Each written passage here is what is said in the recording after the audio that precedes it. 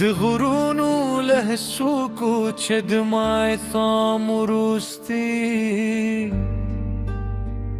زرینې وړانګې راکوزېدې ستا د راتګې په تمه مې زر د چنار د پاهو په شان رپېده د کلي خاموشه یاد سیند نرم سپه د باد خوده سندره و د سپودم بن سپین رها جول داسې ښکارېدل لکه ستا د نوم تتماچه ولړوي تراغلي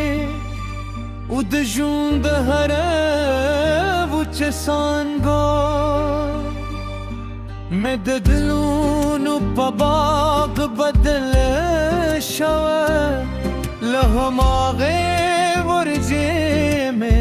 هر سحر ستا د مسکا په دا پیلي و هر معرفت ستا د یاد پر پای ترسېږي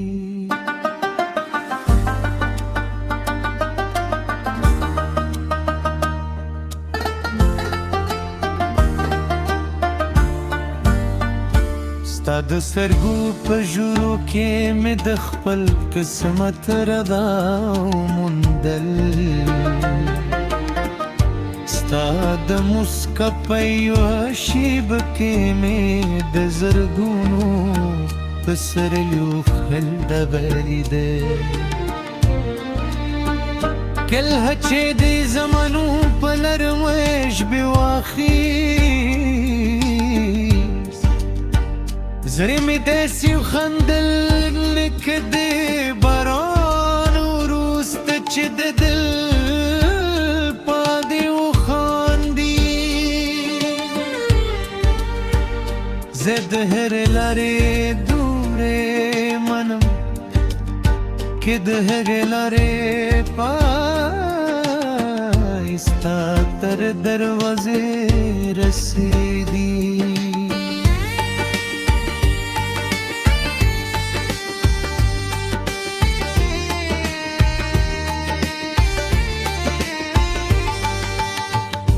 ستا د لاس تودو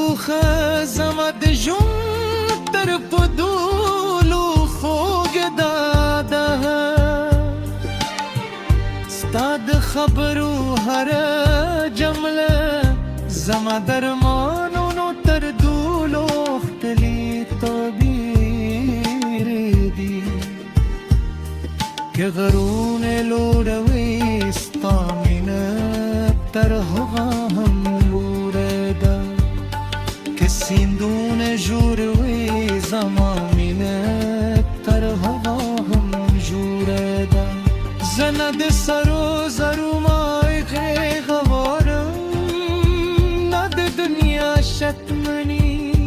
یوازې دومره غواړم چې یو ځل بیا دې سترګو ګورم او خپل د ټول عمر ستا د مسکا سیوري ته وسپارم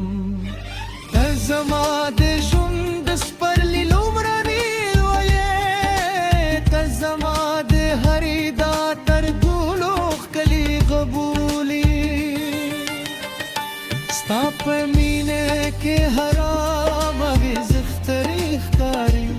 ستا له خندا پرته هر شی بنینګلداري راشه چې دونو د ژمه تل پاتې کړو ستا لاس زما په لاس کې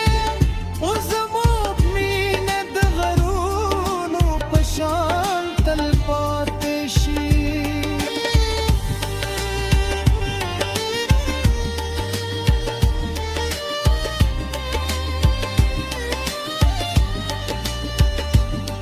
هغه ورغه مې غیر نه ده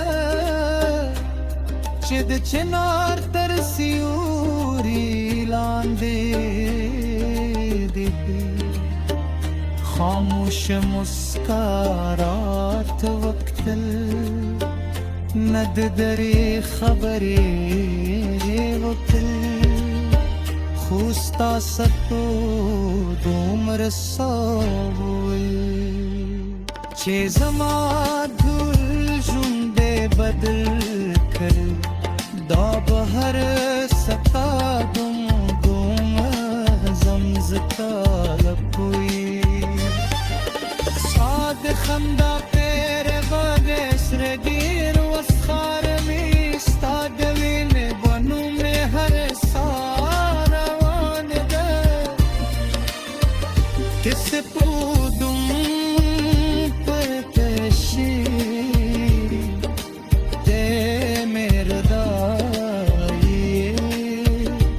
پسرلی تیر شي ته مې هکلای ستا لاس زما تقدیر دی ستا مینه زما ژوند دی تر وروسته سل ژبه ستا د نو سندرې واوري ته زما جره یوازې دې دنیاې کل هچې سهار لومړنی نسیم د باغ للونو تیر شي ستا د عطرو نرم خوشبویي مې پر زړګي راورسېدي خبرو